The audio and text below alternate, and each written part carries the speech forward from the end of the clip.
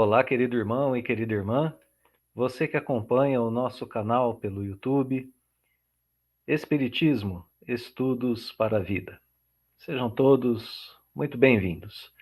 Esse é mais um vídeo da nossa série, Estudando o Evangelho segundo o Espiritismo, e nós continuaremos agora estudando o capítulo 7 do livro Bem-aventurados os pobres de espírito. Nos concentraremos sobre o item Mistérios ocultos aos doutos e aos prudentes. A palavra doutos aparece aqui na nossa tradução de Guilom Ribeiro, que nós adotamos para o nosso estudo, e a qual está disponível para download na descrição do nosso vídeo, diretamente do site da FEB, para aqueles que quiserem. Em algumas outras traduções, nós vemos a palavra sábios, mistérios ocultos aos sábios e aos prudentes. Doutos e sábios, duas palavras sinônimas, duas palavras que podem ser entendidas no mesmo sentido. Pessoas que têm o conhecimento das coisas aqui da Terra. Composição desse item, mistérios ocultos aos sábios e aos prudentes, ou aos doutos e aos prudentes, é a seguinte. Nós temos os subitens que vão de 7 a 10, nesse item do Evangelho segundo o Espiritismo. Esses itens, sendo que o subitem 7 é uma passagem do Evangelho de Mateus, seguida de 5 parágrafos com comentários de Allan Kardec, contendo o aprofundamento do estudo sobre o papel da humildade em relação ao conhecimento de Deus e aos conhecimentos espirituais revelados pelo Espiritismo. Qual é o papel que a humildade tem quando nós queremos conhecer a Deus e quando nós queremos aumentar a nossa espiritualidade? Além disso, a principal questão tratada nesse item é a seguinte: aparece uma pergunta. Por que Deus não se revela de forma mais clara a todos? Por que Deus não se revela de forma mais pungente? É a resposta dessa questão que o item busca e que nos oferecerá. É a isso que o item se dirige, é essa questão que ele responde. Naquela ideia de continuidade, nós vamos lembrar que no estudo anterior nós vimos o orgulho relacionado com o conhecimento que nós temos das coisas terrenas, aquelas pessoas que são sábias, que são doutas, e com a posse dos bens terrenos, nos itens anteriores, nos 2 itens anteriores. Nesse item, Kardec retoma e aprofunda o estudo da humildade no que diz respeito a essa virtude como uma primeira condição que nós temos que ter em nós, para que nós possamos então nos aproximar de Deus e conhecê-lo. Então aqui a ideia de continuidade. Se víamos o nosso orgulho sendo estudado do ponto de vista anteriormente do conhecimento e da posse das coisas terrenas, agora nós vemos a humildade como sendo a virtude contrária a esse vício ou a essa imperfeição, para que nós possamos então conhecer a Deus. Então nós vamos agora à passagem do Evangelho de Mateus, que abre o estudo do capítulo, na qual nós lemos as seguintes palavras. Disse então Jesus essas palavras: Graças te rendo, meu Pai, Senhor do céu e da terra, por haveres ocultado essas coisas aos doutos e aos prudentes, e por as teres revelado aos simples e pequenos. Então essa é a passagem de abertura, ela que dará os elementos necessários para Kardec fazer os seus comentários e passar as suas informações. Chegando direto aos comentários de Kardec, que virão nos parágrafos na sequência, itens 8, 9 e 10. Esse item 8 é composto por apenas um parágrafo, e a primeira coisa que nós vemos aparecer nesse item é que Kardec acha singular, acha estranho, que Jesus dê graças a Deus por ele ter revelado essas coisas aos simples e aos pequenos, que são os pobres de espírito, e por tê-las ocultado daqueles que são sábios e prudentes, que, pelo menos na aparência, seriam mais aptos a compreendê-las, dado que seriam aparentemente mais inteligentes. O texto explica na sequência que, na verdade, os primeiros são os humildes, aqueles que são simples e pequenos são os humildes. Esses se humilham diante de Deus e não se consideram superiores a ninguém. Os outros são os orgulhosos, que têm vaidade de seu saber mundano e se julgam prudentes porque negam e tratam Deus de igual para igual. Então, aqui o significado da palavra prudente, né, para esses sábios do mundo. Os doutos e prudentes tratam Deus de igual para igual quando não dizem que ele sequer existe. Isso porque, explica Kardec, na antiguidade, douto era sinônimo de sábio aqui na nossa tradução, e aqui identificamos um pequeno deslize de tradução. Porque, como dissemos anteriormente, a palavra douto pode ser entendida como sinônimo da palavra sábio. Em outras traduções do Evangelho segundo o Espiritismo, nós vemos que aqui está a palavra sábio. Sábio era sinônimo de prudente. Sábio e prudente significavam o mesmo na antiguidade.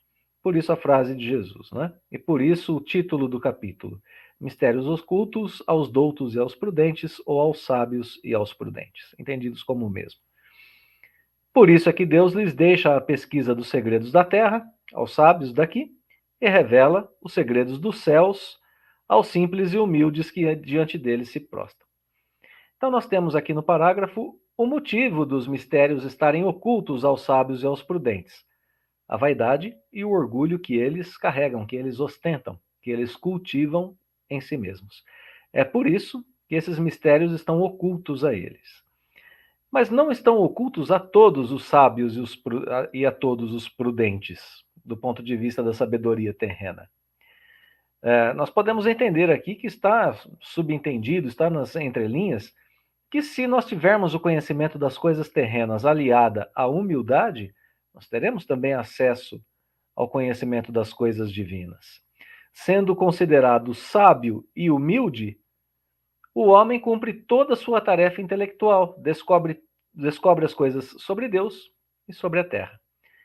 Bem, então é preciso que nós entendamos aqui que não é proibido para ninguém entender as coisas da terra, ser um intelectual aqui do ponto de vista terreno, ser uma pessoa sábia. Não se trata disso.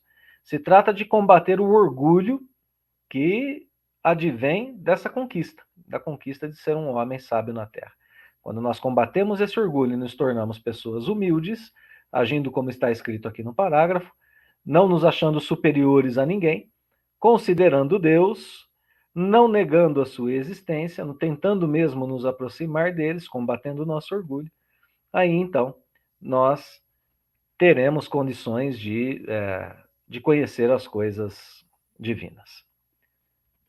Parágrafo seguinte, nono parágrafo, esse parágrafo está dividido, ou melhor, esse subitem 9 está dividido em 3 partes, e nós vamos agora ao seu primeiro parágrafo. O mesmo acontece hoje com as verdades que o Espiritismo revelou, dado que o Espiritismo revela verdades espirituais. Pessoas incrédulas se admiram de que os espíritos façam poucos esforços para convencê-los. Bom, a razão disso está em que os espíritos cuidam preferencialmente dos que os procuram de uma certa forma, não é? Com boa fé e humildade, à luz, sem se esconder, sem estarem às sombras, do que aqueles que se supõem na posse de toda a luz e imaginam talvez que Deus deveria dar-se por muito feliz em atraí-los a si, provando-lhes a sua existência. Então, nesse parágrafo, nós vemos que Kardec compara as verdades do Espiritismo com aquelas que Jesus revelou sobre os mistérios de Deus. Também revela a doutrina espírita, também em relação àquilo que a doutrina espírita revela sobre Deus e as coisas espirituais, no que diz respeito à incredulidade. É essa comparação que Kardec faz. Os incrédulos veem tanto Jesus como a doutrina espírita com incredulidade. Dizem, por que os espíritos não se esforçam mais para me provar? Por que Deus não se apresenta melhor para me provar? E então, quando procuram as escusas para que ninguém perceba, têm vergonha de procurar as coisas espirituais, de conversar com Deus. E aqui o início da nossa parte prática, né? Se queremos agir com humildade, como que a humildade se revela nessas pessoas que querem procurar a Deus? Ter boa fé, ter humildade de agir com veracidade, à luz, né? Sem preconceito, sem que seja com temor de se mostrar interessado e assim por diante. Em suma, é preciso procurar a Deus com humildade e com sinceridade. Vamos ao segundo parágrafo do item 9. Continua a explicação. Isso porque Deus se manifesta tanto nas coisas pequenas como nas grandes.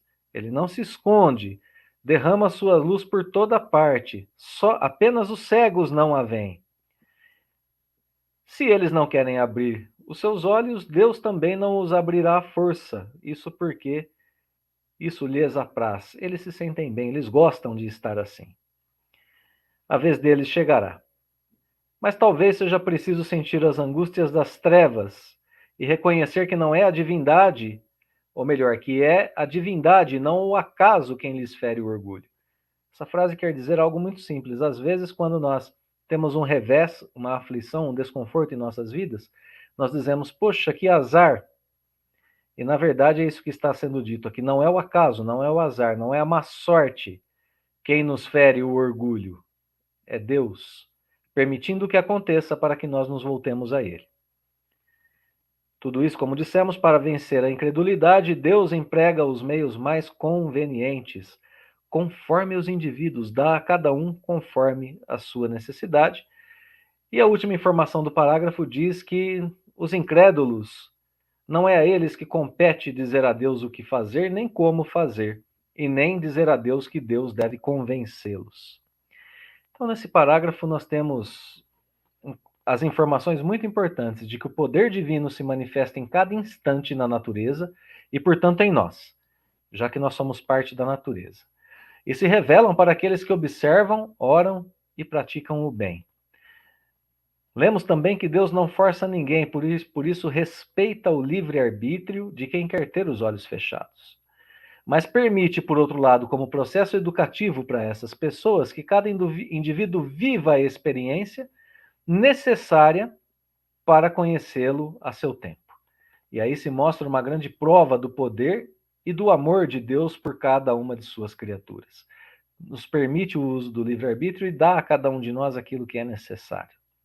Bem, tudo isso porque nós somos ainda incrédulos e orgulhosos e achamos que muitas vezes podemos dar ordens a Deus para que Ele faça aquilo que nós queremos para nos convencer.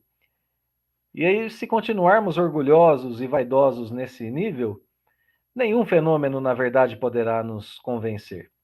Até porque já fomos alertados, né, de que já estamos envoltos em todo tipo da prova da existência de Deus. A própria existência nossa, a existência do universo, a existência de fenômenos como o germinar de plantas, a harmonia na natureza, a harmonia do nosso corpo físico, etc.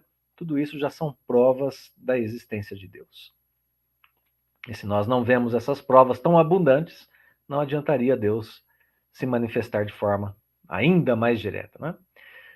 O último parágrafo desse item 9 diz, portanto, não se espantem, pois, os incrédulos de que nem Deus, nem os espíritos, que são os executores de sua vontade, se lhes submetam às exigências. Inquiram de si mesmos? O que diriam se o último de seus servidores se lembrasse de lhes prescrever, fosse o que fosse? Deus impõe condições e não aceita as que lhe queiram impor. Escuta bondosos que a ele se dirigem, humildemente, e não os que se julgam mais do que ele. Então, é apenas uma conclusão do que foi ensinado anteriormente e mais uma dica para nós, que Deus nos escuta se nós nos dirigirmos a ele humildemente e não nos julgarmos maiores do que o próprio Pai Celestial. Último item, então, item 10, que nós dividimos aqui em duas partes, o parágrafo, e vamos às informações, então, dessa primeira parte.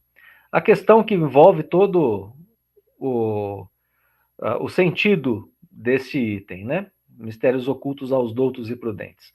Não poderia Deus tocar cada pessoa pessoalmente, né? Cada um pessoalmente, por meio de manifestações retumbantes, diante das quais se inclinassem o mais obstinado incrédulo?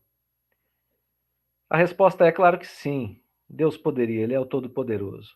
Mas então a pessoa não teria mérito. E isso não serviria de nada. Todos os dias nós vemos criaturas que não cedem às evidências que já foram citadas, não é? A natureza, a harmonia do universo, assim por diante, a própria criação, chegando a dizer: ainda que eu visse, não acreditaria porque sei que é impossível. Essas pessoas se negam assim a conhecer a verdade e fazem isso porque não têm o espírito maduro para compreendê-la, nem o coração maduro para senti-la. Então, nessa primeira parte, informações muito importantes. É preciso criarmos o mérito de olhar para nós mesmos e cuidarmos de curar a nossa cegueira para conhecer a Deus, para nos aproximarmos dele. É uma conquista isso que o Pai Celestial nos permite. Mesmo que para isso precisamos passar pela aflição de viver sem ele em nossas vidas. Assim, a posição da humildade aparece aqui como o primeiro passo para a comunhão com Deus. Mas o mérito da conquista é um prêmio para aquele que aprendeu essa virtude, essa humildade. Se vive essas aflições difíceis de serem vividas quando não se tem Deus, quando o médico diz que a nossa doença não tem cura, quando chegamos à falência, quando alguém querido desencarna e assim por diante. Se nós vivemos sem Deus essas situações, vivemos uma vida muito mais dura, muito mais difícil. Mas também é um processo educativo de amadurecimento do espírito que ainda não está pronto para compreender a verdade espiritual e para compreender Deus, e nem o coração puro o suficiente para senti-lo. Portanto, aqui nós vemos que se conhece Deus tanto pelo intelecto como pelo sentimento, se a humildade em nós assim o permitir, e se nós treinarmos essa virtude. Por fim, o orgulho é a catarata que fecha a visão. De que vale apresentar a luz a um cego? Necessário é que antes se lhe destrua a causa do mal. A causa? O orgulho. Daí vem que médico hábil, Deus primeiramente corrige o orgulho, nos dando essas experiências pelas quais precisamos passar. Ele não deixa ao abandono aqueles de seus filhos que se acham perdidos, porquanto sabe que cedo ou tarde os olhos se lhe abrirão. Quer, porém, que isso se dê de modo próprio, quando vencidos pelos tormentos da incredulidade, eles venham de si mesmos lançar-se-lhe nos braços e pedir-lhe perdão, quais filhos pródigos. Muito bem, então nós vimos aqui que nesse item que curar o nosso orgulho é tarefa de todos que querem se aproximar do Pai Celestial. Nós vimos também que a causa de nossa cegueira pode ser tratada e pode ser vencida por cada um de nós, se nós ainda não temos esse laço muito próximo com Deus.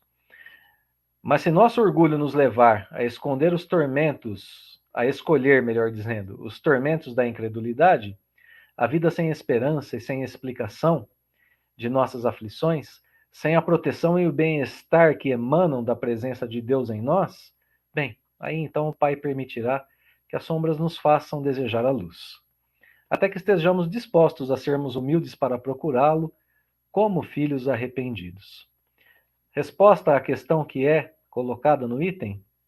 Bem, Deus não poderia se apresentar para nós? Sim, poderia. Não poderia fazer isso de forma direta? Sim, poderia. Mas não é que Deus não se revele de forma clara. A resposta é essa. Não é que Deus não se revele de forma clara, ele se revela. É que nosso orgulho nos impede de vê-lo. Então, que nós tenhamos força de vontade para exercitarmos a nossa humildade e para curarmos essa nossa ferida, chamada orgulho, na busca pelas coisas espirituais e pelo Pai Celestial, porque isso está em nossas mãos. Obrigado, queridos irmãos e irmãs, pela companhia em mais esse estudo. Deixamos o nosso fraterno abraço, unido ao convite para a continuidade de nossos estudos e os votos sinceros de que Deus nos abençoe hoje e sempre.